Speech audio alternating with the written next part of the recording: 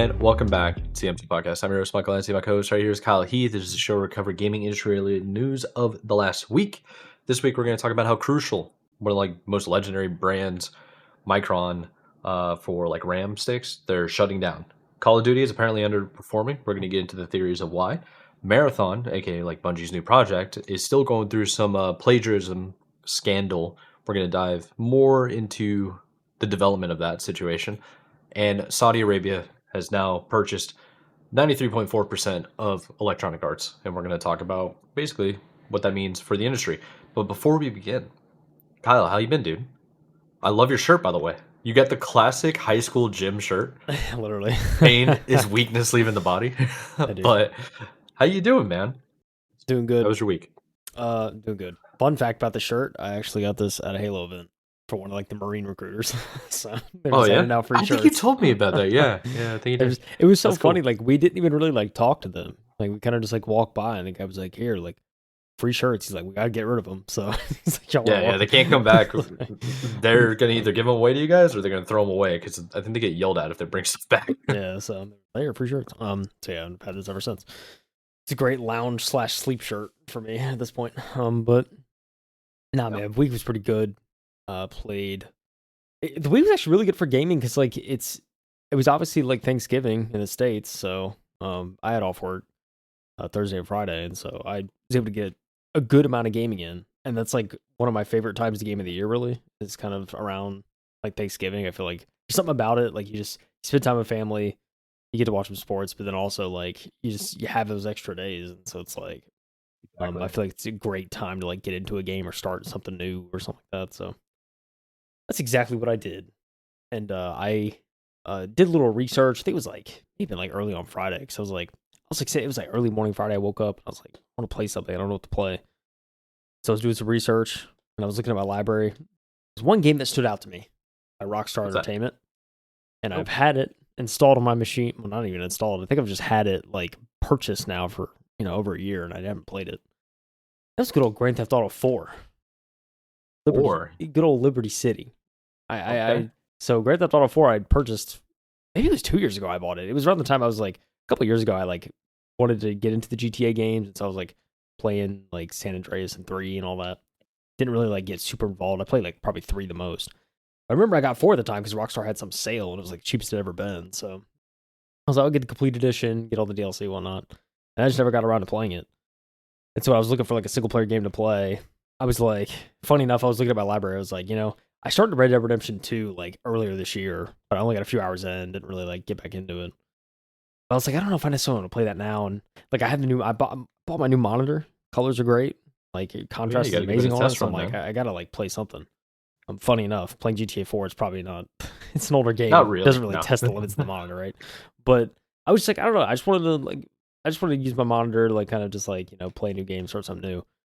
So I looked at GTA 4. I looked up beforehand since I hadn't even played it yet. I was okay, is there any fixed out there I should install? Is it gonna work? Is there enhancement packs I should get? I found one video that talked about there was one that went pretty in detail about you get this pack, but then you can also download these other tools, configure it a certain way to make it look more realistic and stuff like that. Seemed like a lot, and it was a lot of hoops you had to jump through to you had to get a fresh install and make sure everything was configured properly, and it was a huge effort. There was one that was there was one installation that was you just install it, click a couple buttons, show it your library, and installs a ton of fixes and changes and updates that aren't super enhancing visually, but I mean there are some visual enhancements, but it's not it's not going to make your game look like a 2025 GTA 4. But a lot of improvements on the PC port especially. So I installed that, and I played, I don't even know, 6-7 hours probably over the course of a day or two, and I was really enjoying it. I've been enjoying it so far. It's cool to see Liberty City. It's cool to see Nico and kind of that world, and some I hadn't seen before. I just heard that GTA 4 had an amazing story for the time. Yeah, so far it's held up pretty well. It's cool to see Liberty City, kind of the New York sort of the vibe of it. Yeah. So that's really cool though. And yeah, I've been really enjoying that. So yeah, that was a new game I started. So we'll see how long it takes me to beat, especially around the holidays. I'm doing so much. But yeah, it's totally worth beating, and it's actually pretty cool that you actually you've gone and picked it up. It came out ages ago, but it's super nice. It's super fun. is Yeah. basically what I'm saying. And I think it could be a defining game for a lot of people. So I think you're gonna find out why GTA was so popular. It's not just like the role playing stuff that all the streamers are doing now. It's like there's some cool stories in there that Yeah. are definitely worth checking out. You'll have fun with it. Yeah. Like, cool, good old Dan Houser, which I think he's no longer with Oh yeah. Rockstar, but it's so funny because he's been doing interviews and stuff recently. I've been meaning to like listen to him. I just haven't yet. But yeah, I don't know. It's cool to see. It's been cool to see the story so far, and I feel like I've just scratched the surface, So there's a it's a pretty long game from what I've heard. So looking forward to Yeah. kind of getting through that and checking out what that game has to offer. Because so far, it's like I've loved a lot of the characters I've like met and like ran into, and like each they have their own personalities, but it's also just like I don't know. Rockstar does a really good job of making unique characters like through all of like their games I've played. So probably one of the Yeah. reasons their games are so popular. But but yeah, so very much looking forward to playing that. Played a lot of that. I played Arc Raiders one day because I think one of my Still buddies have yet to play that. yeah, one of my buddies Yeah. had off, and we were actually able to find a third. So we were running trios for a little while. That was a lot of fun. So it's kind of just going into straight combat, but it's pretty fun to do that. I played some. Yeah, I mean, I think mainly it was just kind of like GTA 4, some Arc Raiders. I'm trying to think if I played much else. Maybe a little. Oh, I did play a little Fortnite. That was pretty fun. Did you? Seeing the Oh yeah, yeah. you go ahead. No, I was gonna say like seeing the I played a little bit of like I think I may have mentioned last time like the Simpsons stuff. Uh, I want to get back on it though because I've heard they just recently did an update and like seen some of the videos on Twitter and stuff. So it's pretty sick. And they pretty much like replaced the battle bus entry with like a giant like tidal wave that you surf. Like Yeah. that's how you get into the map. It's insane. So I gotta check all that out at some point. But yeah, I still play a little bit of that. But I don't Sounds know. very interesting. Yeah, I have not looked at Fortnite of like in quite a while. I didn't know they were doing those types of updates. yeah, they're insane, man. I even played. Yeah. I was like, it was like Fortnite's rhythm game. I forget what it's called. Fortnite Festival, I think, or something like that. Played some of Yeah. that. I even tried that, and I was playing on keyboard. It's like I was the whole time I was playing. I was like, I really wish I had like guitar, like one of the the guitar controllers, but I don't have that. So one day. But yeah, I'll that go was get fun. it then. I think it was pretty much it, man. It's like all I played. What'd you play, Mike? Did you have time to play anything? I even I'm working like crazy, man. Yeah, unfortunately, I've been working too much, but I always go back to Rocket League. That's one of my favorite games. Play a little bit of Halo. I think got on Call of Duty for a little bit, set up everything that I wanted to set up, like try to get it super optimized, and then I really haven't found a chance for me to like put up with the fact that like I didn't start playing on launch day, so I don't have anything unlocked. So I get just completely murked, even if I feel like my guns are just trash. Um, that's been tough, I think, very annoying. And there's a new like kill streak. It's new to me. I've never seen it in any COD before. But you can play as like a mech. So you Yeah, get in a mech and you just run around the it's map. You insane. just laser people, and I'm like, dude, It's that insane. happened. Like I saw that one time, and right after it happened, I was like, yeah, I don't want to play anymore. Like just alt F forward immediately because like why, man? Like it's I'm not trying to get off work after like being stressed out of my mind to then have to sweat my butt off, and then if I don't, some dude is gonna get an unkillable machine that runs around on the map, and Yeah, no. everybody in the lobby, instead of just shooting and destroying it, will just run away from it. It's annoying. No. Yeah, not for me, fam. Yeah, that's It's hilarious. tough. That's tough. Yeah, that's I don't know, man. God, you know, I, when I was looking for a game to play, I like wanted to play a shooter, and I was like half tempted to download COD on Battle Pass, the new COD. I was like, or Battle Pass. I was half on Game Pass. I was half tempted to install it on Game Pass because I have the option. It's just like, I almost did, but I didn't. So maybe soon, just to test the monitor.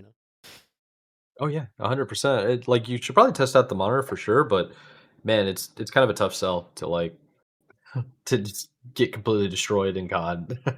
Yeah, trust me. Yeah, I Yeah, know. you got to grind. Yeah.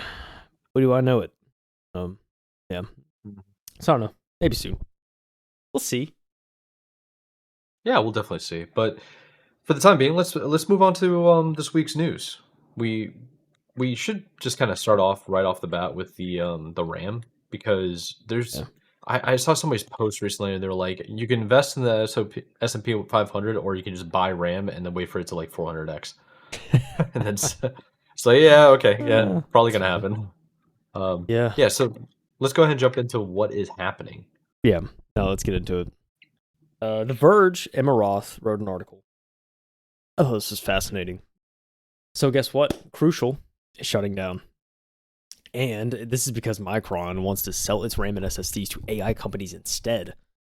The long-standing provider of consumer memory is winding down as prices spike, and Micron shifts its focus to AI. This is interesting because, like, for me, as someone who's like into PC building and stuff like that for a while, it's like Crucial was kind of like you need affordable, reliable option. Crucial, Yep. like that was what you went with. And so, seeing this and hearing this is kind of like it's interesting to me. What It's like happened? it's kind of unfortunate. It's like a I don't know, salute moment. Rest in peace. Micron is retiring the Crucial brand, marking the end of its line of budget-friendly solid-state drives and RAM kits, as reported earlier by Video Cards in an announcement on Wednesday.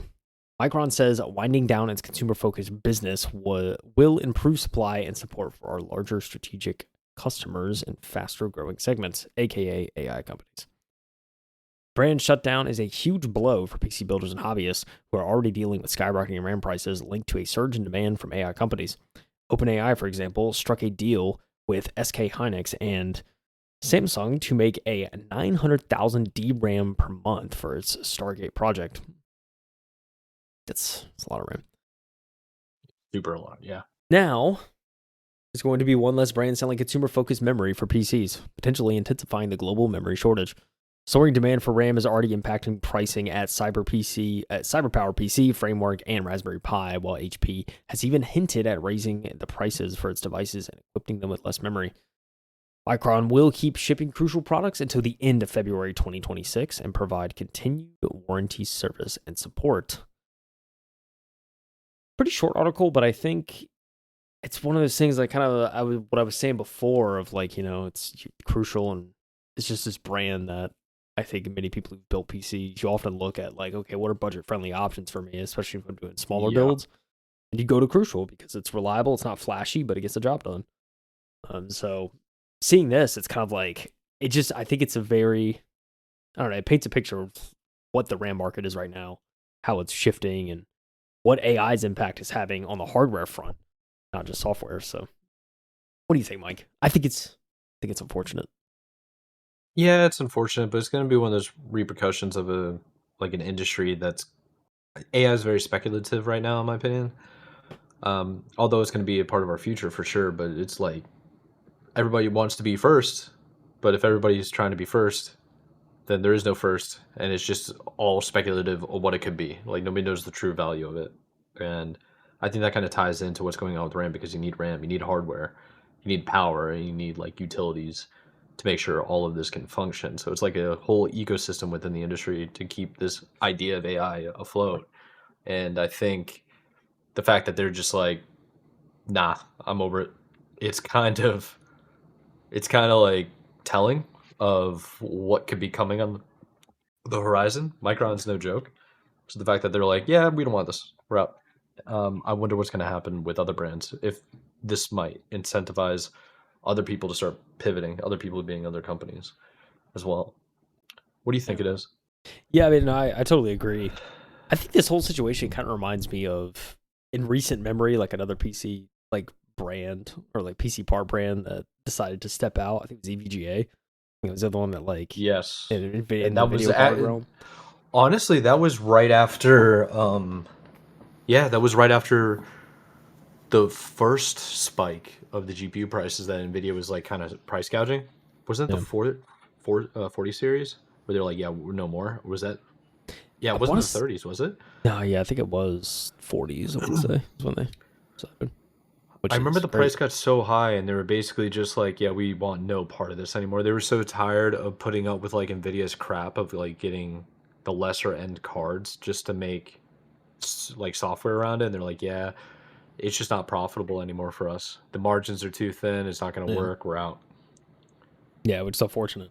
I mean, I don't know. I think to that like a more recent example. I think of seeing the market and the landscape. And I think at the time people had similar things like, okay, what does that mean for the overall market? We have like big brands stepping down and just completely out of the picture. So I don't know. Yeah, It's I don't know. Just seeing this, it's I don't know. It's super unfortunate, but it also makes you wonder what's going to happen with the broader industry around PC hardware, and if I we have think other it's gonna people be. that step up. Yeah, I think it might be weird because they're basically going from like business to consumer sales to business sales, and it reminds me of a couple of times when I was working for a technology company. We were tearing down servers and like rebuilding them and refurbishing them and then selling them to other businesses so that they could do like demo products. Or a big thing was in high school in the United States, everybody was doing testing constantly on like PCs. So we would take old PCs and refurbish them and build them good enough to run the tests. So they would like ship in the tests. The schools would rent them. They'd come into like gymnasiums, hook them all up. Everybody do the test there, and then they take them all out. Everybody's like, "Where did the computers come from?" The schools didn't actually own them; they rented them. I wonder if that might happen with like the Crucial brand, like Micron's trying to do for the AI companies. I wonder what's going to happen if like the bubble pops because it's like there's the AI companies themselves, then there's the power grid companies that are now bought in, then there's the chip manufacturers that are like prioritizing their sales to those companies to like do the data farms that are necessary for AI. And now you're having Micron basically saying, okay, no more RAM to the public. We're going to prioritize the AI companies now. Um, it's going to be weird because if that industry implodes, then it's not going to be just a handful of like companies, like all the big names that you can think of. It'll be everything associated with them, everything close to it, where it's like it'll just take down an entire industry instead of putting an industry in like a recession or a slowdown period where they can still make money and like have diversified profits, if that makes sense, like shares Yeah. in a way. No, I totally Yeah. agree. I think, and that's the big thing. It's like it's maybe part of it. Maybe it's a gamble going into kind of shifting away from consumer and going AI in a sense. I mean, AI seems to only be growing, so maybe it's not as big of a gamble. But I don't know, man. There must be a lot of money in that. Clearly they're stepping away from consumer for Dude, that. Like that's insane. some of the stuff I've been reading about, and we won't get into it right now because it's like it's more of like a rumor mill of where the finances are coming from, and then like people speculating on new government policies. There's there's a lot of terrifying stuff going on with AI that if this stuff doesn't actually pan out, it can get really ugly. And yeah, I don't want to speculate any further than that, but there's it's risky like all industries, I think, but it's getting weird now. Yeah, But man. yeah. Yeah, it certainly is. So it'll be something to follow. I think, especially going into the new year and how it shifts. Will other brands follow? I don't know. It's hard for me to think like a ton of brands would jump ship with consumer, but then again, I don't know what's gonna happen with AI in the next 3 years. So who knows, man? Oh yeah. Well, who knows? Well, there's one thing we know about Call of Duty, a well-known brand. A well-known IP. It's in the toilet. No, you're gonna have to excuse me. I'm still like battling this congestion, so my voice might sound a little bit off. Can't really breathe out of my nose. But this article is from GameSpot. It's over the writer, sorry, is Eddie McCook. I was gonna say I McCall, don't but know. I don't think that's it. I'm not sure. Makuch. McCooch, I McCall. think. McCall. I feel like Cooch is wrong, but it's at the same time like It just sounds like yeah. it sounds like one of those troll donos. Eddie Yeah, McCooch. yeah, dude, yeah. Dude, seriously. I wish I knew how to pronounce his last name. I'm sorry, Eddie. But he's a staff writer over at GameSpot. He wrote this article, so give him a shout. Call of Duty is underperforming in 2025, an analysis says, citing burnout, creative decisions, and AI slop. Xbox dropped the ball on the wrong year, is in quotes. Alrighty, let us get into it. Starting off with the article, He begins by saying, according to one analyst, Call of Duty as a franchise is underperforming in 2025 due to various factors. Rice Elliott, is it Reese? Or I is it almost said, Rice? yeah, I almost want to say Reese, but Yeah. Reese Elliott of Alina Analytics, who we've actually covered several times, said in an interview that some of the factors that he believes are contributing to Call of Duty's decline include community burnout, questionable creative and business decisions by Activision or Microsoft, and strong competition. In terms of the competition, Elliott called out Battlefield 6 and Arc Raiders along with Fortnite, which recently had a popular Simpsons season and launched its positively received Chapter 7. That's what you were talking about at the beginning of the episode. oh yeah, Um, Elliott told Eurogamer, Xbox dropped the ball in the wrong year, as this year saw some of the most exciting shooter releases in years. Attention is scarce. That's fair. It has been a good year for shooters. yeah, Honestly, it's probably the year that we should have had in like 2021 or 22 when we got like Battlefield that came out yeah. and it was like 2042 and it was kind of a bust. Halo Infinite came out kind of a bust. Call of Duty came out kind of a bust. Warzone came out terrible. It's like it was tough, man. I did enjoy Modern Warfare 2. That was pretty nice. I enjoyed that one. But anyways, Elliott went on to say that players are becoming increasingly dissatisfied with Call of Duty's lack of innovation. Prior to Black Ops 7 release, Elliott said people would buy Black Ops 7 even if they complained about a lack of innovation because many people buy new Call of Duty games yearly as part of an autopilot purchasing. Elliott also predicted that Black Ops 7 would outsell Battlefield 6, but he made this prediction prior to the release of both games. That's fair. Um, Elliott also pointed out that Call of Duty's turn toward more Fortnite-like cosmetics and non-military character skins like Beavis and Butthead and Nicki Minaj has alienated a significant portion of the fan base who prefers a more grounded military aesthetic, aka all the millennials and maybe Gen Xers, but mostly the millennials that like grew up with Call of Yeah. Duty. They love the military style, man. Yeah. It's like that's all we knew growing up, man. Everything was military or fantasy, but it was all built around war. Um, that has a lot to do with that settings right there, where all the Zoomers are like, let's play this Beavis and Butthead, who they don't know, by the way. Who the freak Yeah. knows who Yeah. Beavis and Butthead under the age of I 35 didn't is? think about that. Yeah, it's like people, especially Gen Z, a lot just have no They don't idea have a what that is. clue. Do you even know? I knew who You're that younger is. than I. Well, Yeah. yeah, I knew who that is, but only because my dad he showed me Beavis and Butthead when I was younger. Yeah, because your So it's dad's a like- Gen Xer and he grew up with it. Yeah. Yeah. So I know what it is, but I feel like I don't know. It's probably people that are like 5 years younger than me and younger probably have no idea. I have So. no clue. No clue. Like, what's this weird cartoon that's like some weird nerd from the 80s? Like, no one is this. Yeah. Dude, that's total. Beavis. Almost. Yeah. What? And then Nicki Minaj, who, yeah, okay, this is millennial. There you go. But come on, man, what are we doing here? For what's worth, Black Ops 7 does not feature the same kind of wacky and over-the-top skins that Black Ops 6 had, in part because Activision said it heard the concerns of Call of Duty had strayed from its identity. I guess so. I mean, some of the skins Dude, that they had, I kind of enjoyed. Dude, I have opinions about things other than the game because, like, it's so funny because I remember reading that and I was like, oh, great. Okay, Call of Duty's going back to what it was, right? Like, they're getting rid of these skins that seemingly a lot of people don't like or they think is not Call of No Duty. chance. But then when I look at the game, it looks like a 10-cent mobile game. Like, it doesn't, at least from what I've seen, like, it just doesn't remind me at all of Call of Duty in the worst way.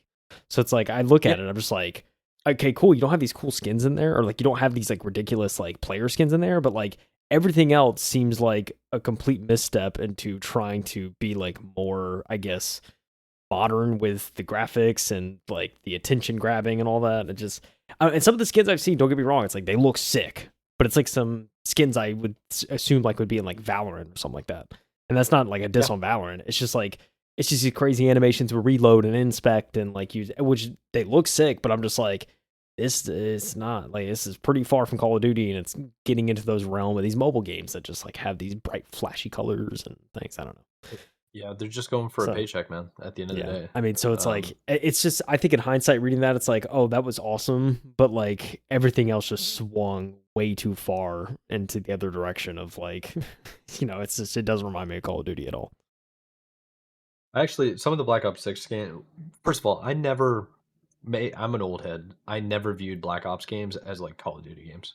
Like they were Call of Duty games, if that makes sense. Interesting. Okay. But to me, it was like Call of Duty to me was Modern Warzone, Modern Warfare. It was Call of Duty 3, 4, Yeah. stuff like that. That was like, I think that was Treyarch, right? That did most of that.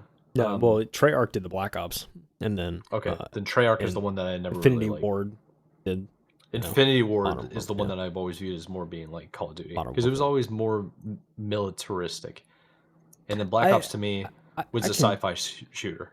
I could agree with that. I think Black Ops is definitely more arcadey in my eyes. Like I definitely Yeah, agree with that. It appealed more to that kind of arcadey sense, where like yeah, the Modern Warfares were very much like, oh, this is very much military. It's like you get yeah, to Black Ops, it's kind of like older times. So like I don't know, it wasn't as like obviously it wasn't modern in most cases, but you get to like Black Ops 2 and obviously that's modern. But like yep, yeah, but no, I can definitely agree with that. I think it's just it's trying to cater to that more kind of arcade shooter vibe for sure. yeah. But that's basically how I've always viewed the games like that. But I mean, it. I always viewed the games. Maybe it's because I grew up playing Halo, because each Halo game, it feels like the only thing that they have in common is the fact that it says Halo in the title, Yeah. whereas every single game is like fundamentally different than Yeah. the other one. It's not as streamlined as Call of Duty is. Um, I don't know. Maybe I have more lenience because of that, or different view. But anyways, so Warzone, however, is still has all of those kinds of skins, basically Yeah, the talking battle about like over royale. the Yeah. top skins. Yeah. Um, for Black Ops 7 specifically, Elliot said the game's co op campaign was a major point of criticism, while the game's use of AI slop was a sore spot for some. Ooh. That's not great. All right, this is a quote from Elliot, by the way. Player reception was also largely negative, with a mostly negative Steam user score and review bombing galore. Long-standing player frustrations like the perceived impact of skill-based matchmaking and the focus on heavy microtransactions, skins, and bundles over core gameplay quality continue to drive players away from the franchise. Good. Good. Bro, at least he knows what's wrong, but good. I'm so excited to hear that's like actually working because the games won't get better until people leave. And Yeah. sometimes you just gotta leave, bro. Yeah, and it's funny. I don't know how true this is. I've only seen tweets, but like saw there was like a clip from a podcast from like a lot of well-known like COD competitors and like pro players. They were talking about when they played the game, especially more recently. They're starting to develop a theory that I think Treyarch, whoever made this COD, I think it was Treyarch, where they seemingly rug pulled that like skill based that they were taking out skill based matchmaking and they're like speculating they added it back in because they were like, dude, my lobbies have 100% been they- crazy. Like he's like, I'm just getting sweats again and it's bad and like that's what I had seen. I mean, I don't know if there's much validity to it because I didn't look too far into it. I just saw that clip and so I was like, that would be something if they just like all of a sudden Dude, added it they're back in. the whole reason why skill-based matchmaking exists, it's not necessarily to get people into the sweatiest lobbies possible. That people are thinking that Is to that's put how you it at needs to be. 500, right? Yes, yeah, because Yeah. the idea is it. Keeps you coming back. Consider it this way: once you view gaming and the way AAA studios that are on the stock market in particular and that have investors and they're beholden to them, view it like it's Las Vegas casinos, or if you're in Asia, Macau. All it's about is that you need people to sit down in the chair and hit the button. That's all that Yeah. matters. Yeah. Just keep the slots running. Keep them clicking. Keep them staying there. How do you do that? You give them breadcrumbs every now and then. You let them win big. Let them be the MVP. And then you start giving the losses. Make them struggle. And then they're Yeah. like, oh, I don't want to play this anymore. Then get on again. And then give them a couple more wins. And the idea is they'll stay on the game longer because it's psychologically proven that they will. If you want to Yeah. manipulate skill based matchmaking, what you should do is load into the game, win, win as much as you can. The moment you lose, get off the game for like a day. Come Yeah. back. And you're going to start seeing that they want you, they'll take habits like a profile of you and how often you're on the game for however long you're on the game. And as long as you're winning, if you do that strategy and then you leave when you lose, you'll continue to rank up. You'll get in easier lobbies. Right. I do it with Rocket League, man. I'll just be grinding and I'll be playing, and then I get completely shafted because I go on a crazy good win streak, and then they give me like two absolute morons that have no reason to be in that lobby. Maybe they're like having a really rough day and they're just not on it. Sometimes that happens. Yeah. And you're just not there and you're just getting smoked. They give me those two guys, and then they give me a stack of 3 that have been playing together for like 10 years and have a win percentage of 70 while playing together. I'm cooked. No. I'm done. So you leave. And then the next game you get on, the next day, it's going to be a breeze. Because they keep track. It's like a player card. They keep track of what you're doing. Yeah. I mean, it makes sense. Makes sense. It's all about to get money from you. Because the longer you can play in the game, the more money they can get from you. More likely and you even are if they to- don't get money from you, they'll look at the player account number, go to investors, and say, "Oh, we have the amount of money that we need because this is our player pool. We can create another one of these games. We'll sell the game again."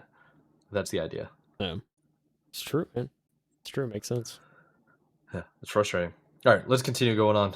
Enough of that rant. Additionally, Elliott said Black Ops 7 launching into Game Pass cannibalized traditional full-price game sales for Xbox and PC. He pointed to the reporting that said Black Ops 6 missed out on 300 million in potential sales due to the game being on Game Pass. Our estimates have signaled time and time again that Game Pass cannibalizes game revenues, and Call of Duty is no different. I mean, yes and no. Portions of the Game Pass, depending on your player pool, as long as the people are playing, using Game Pass and playing your game, you will get revenue from it. But if he's making it out to say like we lost out on 300 million in potential sales, you should be getting that back so long as the people with Game Pass are playing your game for longer than like 6 months. You can, if you're not letting people play your game or they're not enjoying your game, then maybe you don't deserve the 300 mil. Maybe. Mic drop. Got I'm just saying. him. Because that's how you would get the 300 mil back. Unless they're thinking, oh, we would have this amount, but imagine how much more we would have Yeah. if we were on Game Pass and they had to pay for the game. Yeah, it's like, dude, shut it. Insane, man. Insane. All right. Beyond all this, Elliott said the marketing of Black Ops 7 was pretty abysmal and underwhelming, while the game's formal reveal event of Call of Duty Next was messy and did little to excite the community. This is again in stark contrast to the community-driven, focused marketing of Battlefield and Ark, whose development and marketing has been incredibly community-driven. Battlefield is one of the biggest community-driven like IPs ever. If they don't have a community, nobody plays it. I mean, it You goes for any need, game. But like brother, for but you need them, 100 people active. but like playing. I mean, but the big thing for them is when they like brought people in, took feedback, and were like, all right, we need to make the next Battlefield game good. That was crazy. And all the hype that they had around it, they were bringing in streamers, they were bringing in content creators, they were putting them in giant arenas, letting them play and stream at the event. They were giving them all access, sending private packages. Like everybody got these cool Battlefield 6 packages, like care packages. So cool, man. I don't see Call of Duty really doing that, or if I don't remember them doing that at least. Crazy. If they did. All right, last paragraph though. Battlefield 6 has sold more than 10 million copies reportedly, but there is no sales data available yet for Black Ops 7. Any comparison would be incomplete and unfair, and Black Ops 7 is on Game Pass and is available on more platforms than Battlefield 6. No shooter has outsold Call of Duty in terms of a full year in the US since 2006, though Battlefield 6 has also eclipsed the first month sales of Black Ops 6 and Modern Warfare 3. What happened in 2006? What do you think? Since 2006.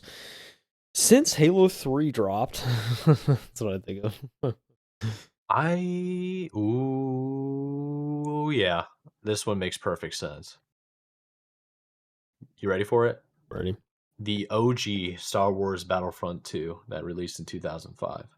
The GOAT. Honestly, that might be one of the best shooters I've ever played now that I think about it. I had everything unlocked. I still do. Yeah, I wouldn't mind playing that for sure. Get the boys Fire on the the server, excellent dude. grind. Yeah. Yeah, that's pretty crazy. Yeah, dude, I mean, talked about it before, but like competition, right? Bringing Battlefield 6, Arc Raiders, like, you have great competition against COD. People start to realize the complacency that Call of Duty has been in for a while. It's like, yeah, there's a few things that they tried to do that developer tried to do in order to get people to come back and try to please the community more, which I think may have helped some. I won't say it didn't help at all, but I mean, you just look at the product and it's like so far removed from what Call of Duty was. And it's like the IP's at a point now where it's like, well, if they go back to what they were before, it's like, is there? It'd be hard to innovate that into something that would be interesting for the fan base, in my opinion. Maybe I that's think that's a fair. maybe that's a strong take, but it's just one of those things. Like, I don't know. I don't want to sit here and say that IP should die, but I think to a certain extent, it's like you look at this. I mean, I look back to like Halo, and it's like, I mean, it's great that they're doing the campaign of old or whatever, but it's at the same time, it's like it's old content that they're just rehashing, and so it's like at a certain point, like maybe you should just like think of a new IP and just like move on to something else because I think Sometimes you you get just a let it go. you get to a point where it overstays its welcome, and we've seen that with many Yeah. IPs. And Call of Duty's getting to that point. It's probably arguably has been at that point for a while. But I mean, we say the same thing about like Battlefield and how that overstays welcome. But here's Battlefield 6, and it's like, okay, people are coming back and playing. So I don't know. It's a difficult thing to do as developers, to especially for a long-standing IP. Is how do you make it innovative but not go too far? And thankfully, I Yeah, don't have that job to figure that out. but that's a fact. Same here. It is kind of interesting though. It's like, what do you do with the whole situation, honestly? Because it, how many chances do you get? How many times can you completely ruin and drop the ball? The problem is like if an IP is so big, as big as Call of Duty is, they probably get like 10 tries at making a game and flop every time in terms of quality. But the fact that it's Call of Duty is probably always going to sell, you know? I mean, yeah, it's true. It's And a it's powerful part name, of it. right?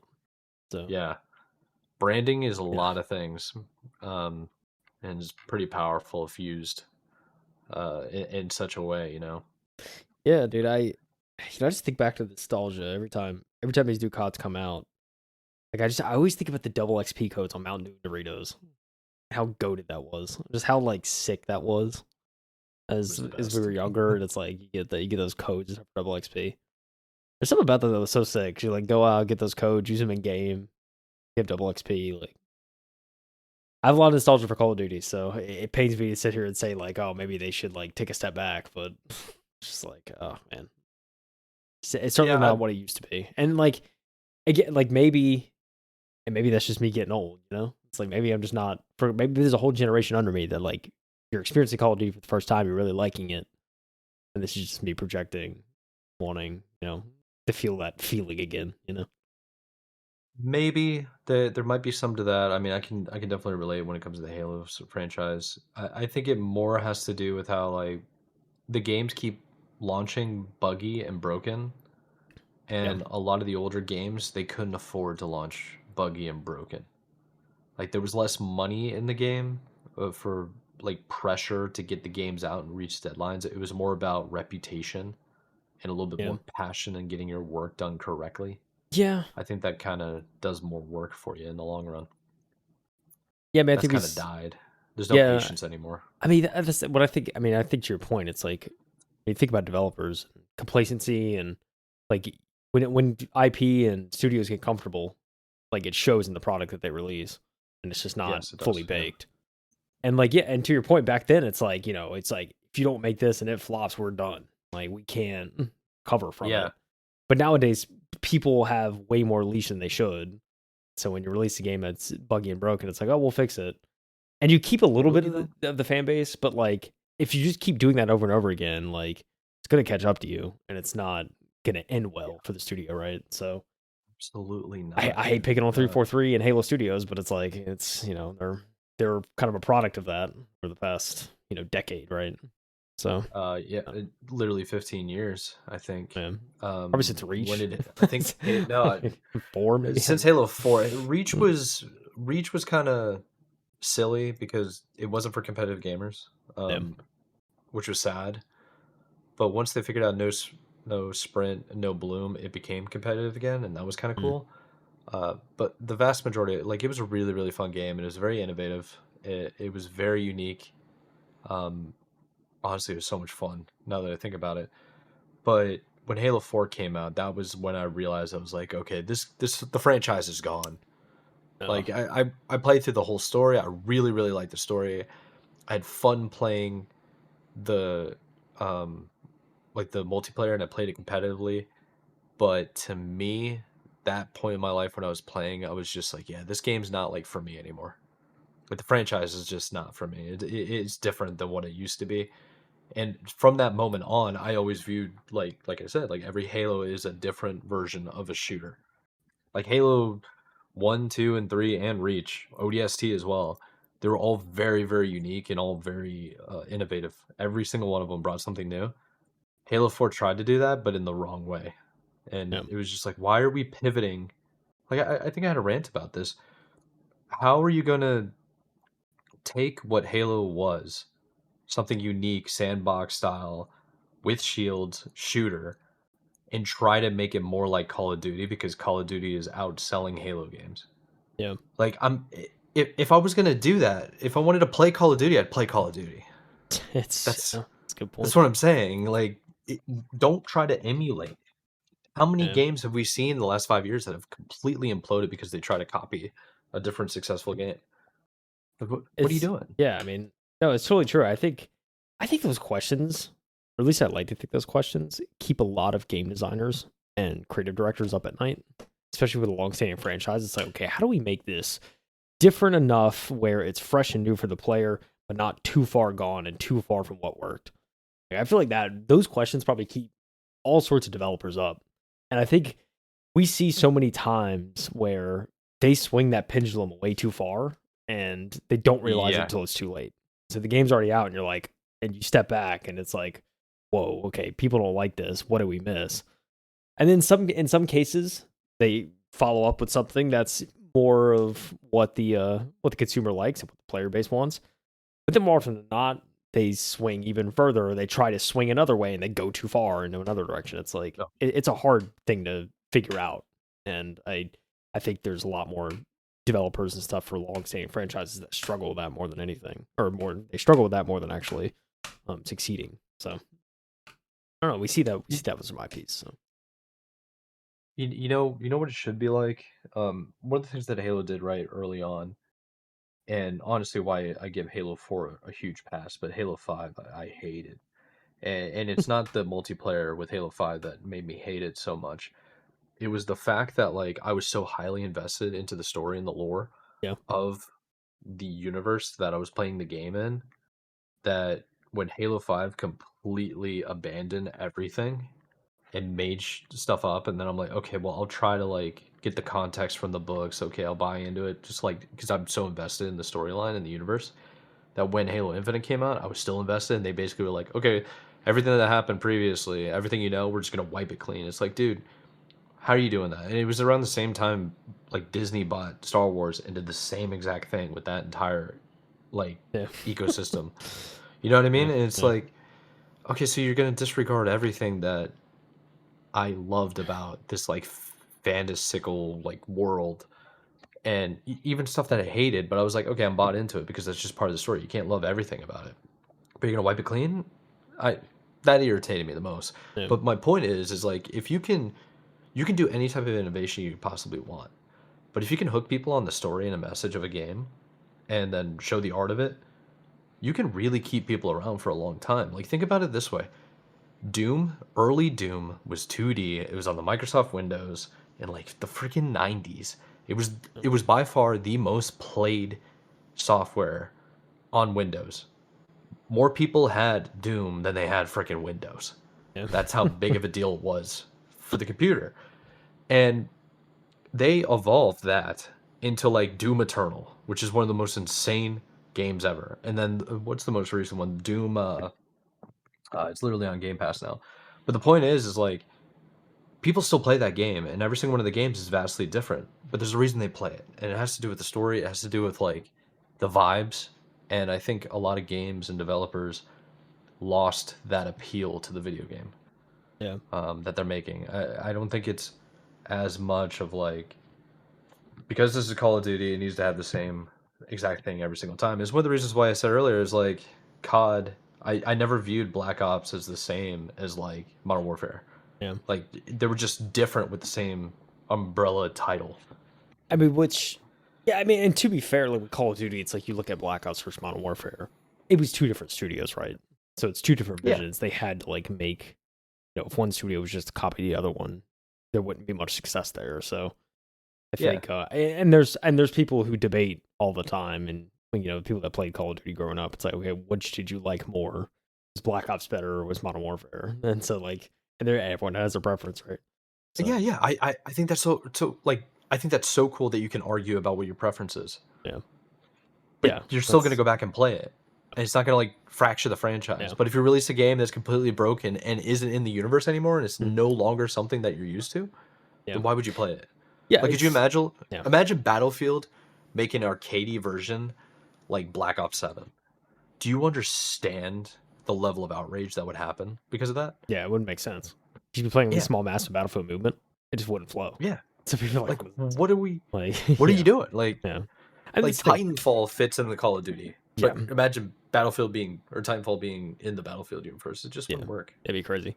Yeah, my final point on this before we move on, I think Yeah, you look at you look at all the stuff. I think when you look at studios and new creative directors come in or new like devs come in, I think it's important and something like if any studio is looking to hire and try and further develop a existing IP, it's like bring someone in that knows not only like a lot about the world but also understands the commentary around the community and understands what people are looking for because when you hire someone who knows kind of at I think a deep level of what the story is, what the community thinks of the story, you have a way better chance at creating something good to follow up in the series. yeah, So, um, so you hope that with these studios, they don't just hire based on like a title or something from another studio. They do the research and they bring someone in who knows everything in and out and can understand a vision. So that's what you hope studios do. But it's and then it gets hard because some of these devs that were so good, they probably got burned out and left the industry. So it's like it's probably hard to bring them back. But exactly. That's gonna be part of it too. Oh so man. you just hope you find a predecessor or someone who knows. But it's crazy, man. There's a lot that goes into this. I think, and it's interesting to think about like where studios go wrong and how easy it can be to point out, or how maybe more nuanced it could be. So Yeah. interesting stuff. Yeah. We could talk about a studio. We just talked about their Yeah. game, Let's. their old game. We just talked about that. Oh, we just did talk about their old game. Let's talk about their new game that got a whole bunch Yeah. of heat, and Paul Tass is going to give us the Yeah. truth. This is a bit of an update. We covered the original story of this months ago, before marathon beta and whatnot, and all the marathon kind of showcase and stuff came out. It was like obviously after that, and obviously the delay of the actual game coming out and everything.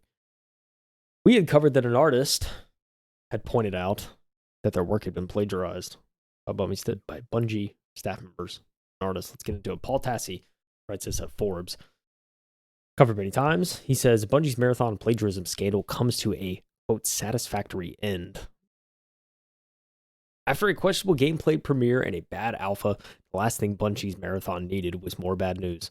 Back in May of this year, an artist, Anti-Real, accused Bungie of lifting her designs one for one for various decals in the game scattered around the map. The comparisons were as plain as day, and Bungie quickly leapt into action with a lengthy explanation as to what happened. Quote, we immediately investigated a concern regarding unauthorized use of artist decals in Marathon and confirmed that a former Bungie artist included these in a texture sheet that was ultimately used in game. This issue was unknown by our existing art team, and we are still reviewing how this oversight occurred. We take matters like this very seriously. We have reached out to Anti-Real. We've reached out to Anti-Real to discuss this issue and are committed to do right by the artist. As a matter of policy, we do not use the work of artists without their permission.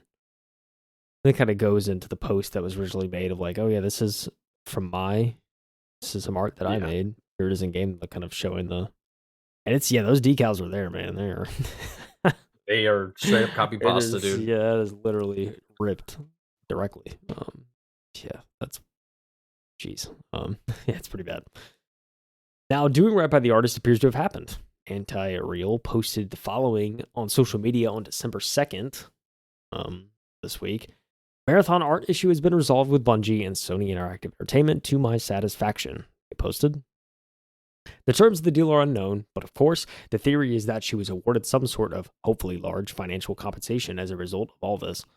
damage it has done to Bungie's reputation remains, and compounding this fact is that this happened multiple times in the past with game or promotional art, sometimes by contractors, but the point is, it keeps happening. As a result of Marathon plagiarism, Bungie promised to conduct a review of their processes so this doesn't happen again. Though as recently as last week, Bungie stumbled into another art-based controversy when artists accused them of using Gen AI on concept art for Renegade's Dedrin Bale. I hope I said that right. They haven't commented on that one way or the other. Marathon promotion is starting to ramp up with Destiny 2 within Destiny 2 itself, with a current weapon ornament based on the game, and reports that future ornaments will be runners from Marathon themselves. The game has gone through tons more internal testing, and reports are that it is steadily improving. Since all this went down, Arc Raiders, another extraction game, has blown up into one of the biggest successes of the year. There's some debate about whether that can help or hurt Marathon in the end. Marathon is slated to launch sometime in Q1 of 2026. It being a hit or a flop will heavily influence Bungie's entire future with Sony, and by proxy, games like Destiny 2. No more scandals, please. You would hope they don't continue more scandals. But I think to Paul's point, it's been very interesting to see Arc Raiders and the success it's had and all of the praise it's received among streamers. I've seen a lot of streamers. Dude, do you remember TSM Hamlins? You remember that guy? Remember that Hamlins? dude? Hamlins. Yeah, No, I actually don't. Is he dude, back? He's one of, he was on the original like TSM Fortnite team. He fired up a stream like week and a half ago for the first time in God knows how long. And everyone was like, what are you doing? Want to guess what game he was playing? Arc Raiders. And he was talking with Myth, because Myth is like a huge Arc Raiders streamer now. Oh yeah. And obviously they had like they hopped on a call almost like right away, because he was like, dude, he's like, I saw you were online. They were like had a huge bonding moment. It was amazing. And he goes, and Hamlin's like, yeah, man, like I've just caught myself playing, because like Myth was like, I've seen you on this game like in private. I haven't said anything, but like I've seen you on it. You have almost as many hours as I do, and they both probably have hundreds of hours at this point, or like crazy amount of hours. And he's like, yeah, man. He's like, I've been playing this game a lot, and I just thought like I should like fire up my stream and make some content about it, because like I haven't had this much fun playing a game since like early Fortnite days. And it's like hearing that, it's like, dude, that's crazy. Like it's just insane that so many people are having this much fun. I mean, like Ninja still grinds it daily. Like there's so many of these streamers, man. They've latched onto this game, and they're finding out hundreds of hours of content. And like I even have like some good friends that have like they somehow have like 5-6 times the hours I do, or maybe like 4 times the hours I do, and I'm just like, I feel like I've played this game a lot. It's crazy, man. Like there's some people that are truly just like loving the game, addicted to it. And it's cool to see. And so like going back to like Marathon, it's like you see a game like Arc Raiders succeeding, I'd be terrified about Bungie, because it's like, okay, well, how are we gonna pull any of that player base, if any, to play our extraction shooter if it's not nearly as good? So I don't know, man. I think what helps Arc Raiders 2 and Embark is like they made a complete game. It's not early access, none of that. Like it's a finished product. And I think that matters a lot. I have not played it myself, but it looks like it's super optimized. The good news about Bungie games, Destiny is a very, very optimized game. It's one of the few games where I've actually like played 1440p, 144 frames per second with my 3 monitors on a 2070 Super, and it was like almost ultra graphics, and it was so smooth. It was really nice to play, very, very fun, and it's a gorgeous looking game. So that gives me hope that Bungie can kind of figure out these whole art style. Hopefully it's like the modeling is really good, the 3D rendering, and the art style is good, but the fact that they're using AI and pulling stuff from like plagiarism, plagiarizing other people's work, that's frustrating. I don't like that. But there is that idea. Maybe they can fix it and it can come out and still be good. It's such a shame, because I think they would have launched before Arc Raiders, so now they might be in trouble. It doesn't help you. No, it doesn't. I think people have started to calm down with the scenario of like this plagiarism stuff and AI artwork. It was very, very heated in the news for a while, like a couple of months. Not a lot of people are talking about it anymore, though. Yeah, it's going to be just interesting to see how this plays out. Yeah, it's going to be really interesting. It's just like the whole Arc Raiders arc, if you will, has really added to my curiosity now about Marathon, how this will succeed. It'll be curious. I mean, And by the time it comes out, we're talking Q1 2026. I'll be curious to see how many people are still playing Arc Raiders at that time. If That's there's a good any point. sort of longevity, it seems like there might be. And, it's trending in the direction where I think it probably will have an audience for a while.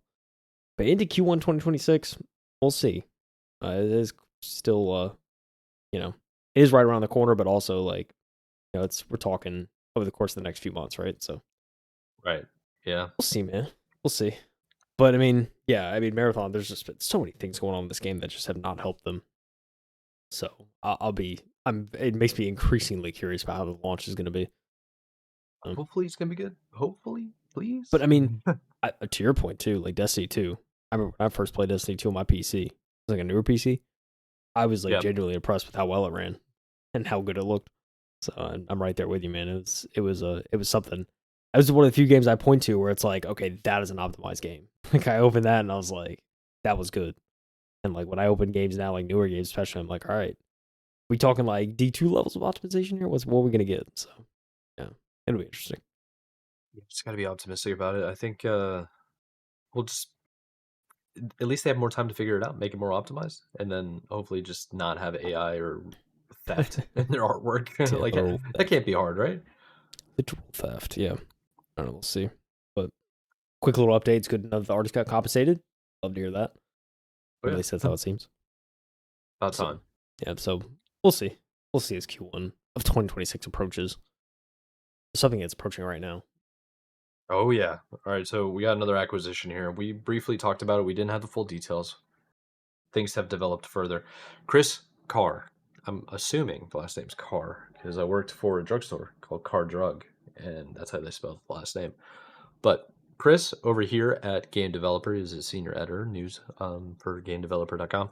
He wrote an article called Saudi Arabia will now own 93.4% of EA after the buyout. Jeez. So fellow consortium Silver Lake and Affinity Partners will own 5.5% and 1.1% respectively. Yikes.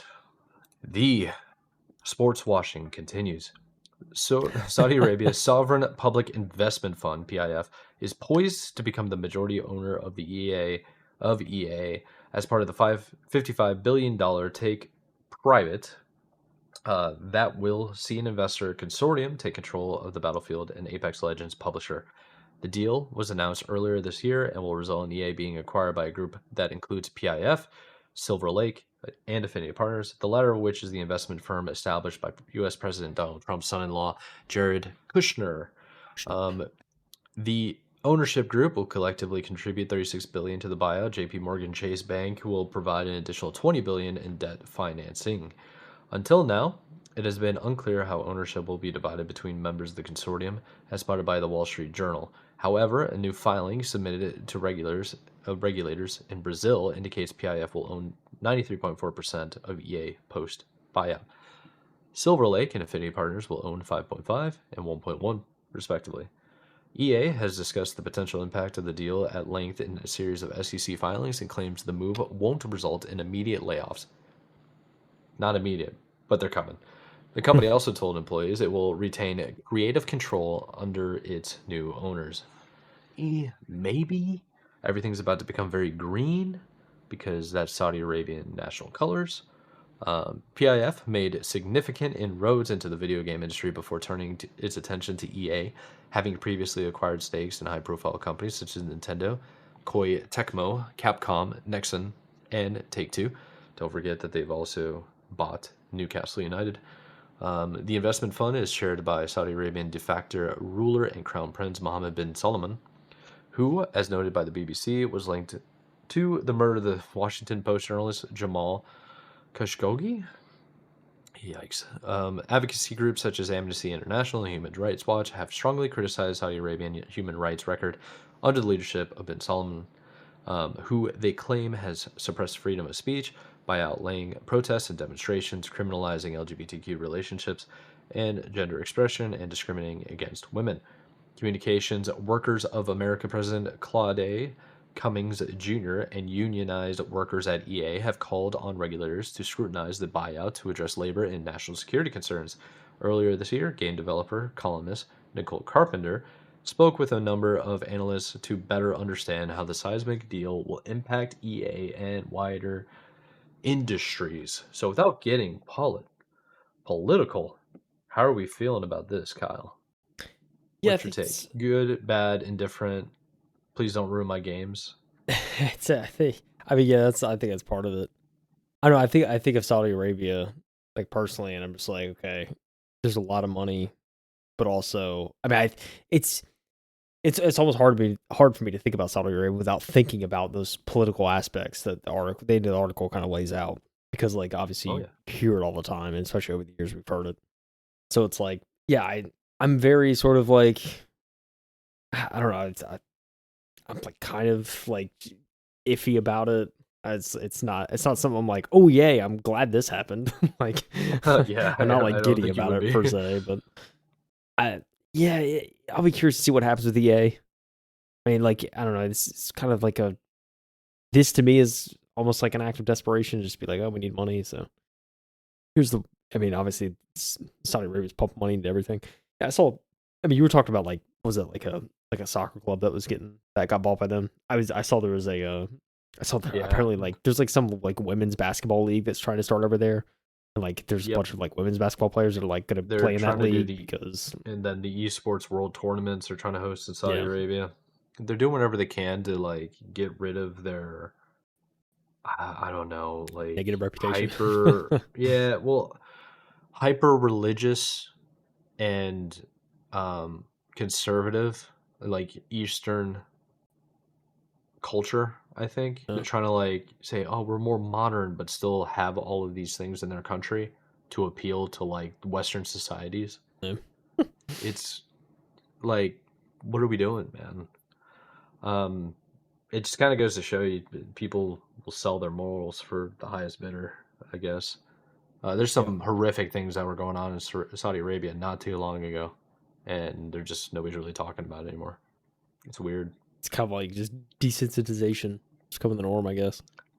It just yeah, I, I it's not I great. think it's just money at this point. Like the people that are making the decisions rather be paid than actually deal with it. And it's like you have the president's son-in-law is going to be a part owner of this, going like hand in hand with Saudi Arabia. I It's not a get good it. look, right? No, of course it's not a good look, but I mean, I guess you need to have allies in the region if you're the West, and I guess Saudi Arabia is an ally, or at least pretending to be.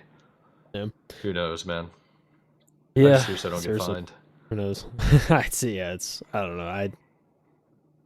Yeah, I'm not like super. Again, I'm not super excited about this. I'm not super like, oh yeah, is it great?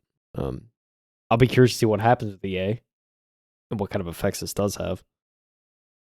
But I don't know. I'm not super like optimistic that it's gonna make them a great company or even better or bring them back or anything like that. So I don't know. Oh, dude, I I guess we'll don't see. think so at all. I mean, no, yeah, I don't like it one bit, really. No, But it is what it is. either.